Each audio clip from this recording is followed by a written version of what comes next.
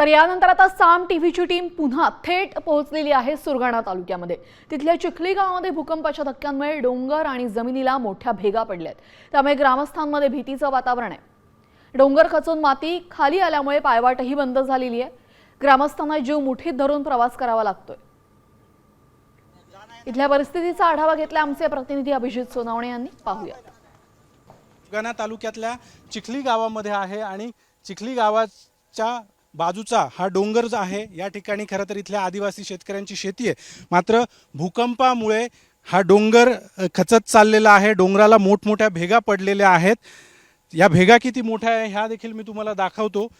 मी आता जिथे उभा आहे खरं तर त्याच्या मागे देखील एक मोठी भेग पूर्णपणे जमिनीला पडलेली आहे आणि त्याच्यानंतर पुढे मग जमीन कशा पद्धतीने भेगा पडल्यानंतर खाली खचती आहे हे तुम्हाला मी दाखवतो। सुरुवातीला मी आत्ता जिथे उभा आहे हा जो खालचा पट्टा आहे हा खरं तर असा सलग पट्टा होता।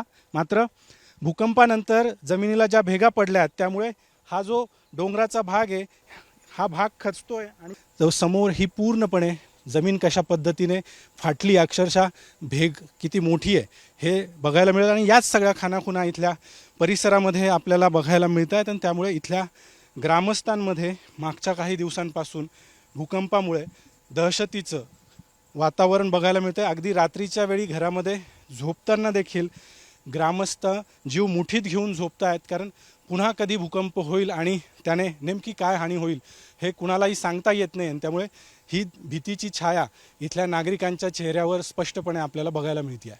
कॅमेरामन प्रवीण काळबांडेसह अभिजित सोनवणे, साम टीव्ही, चिखली, सुरगाणा, नाशिक।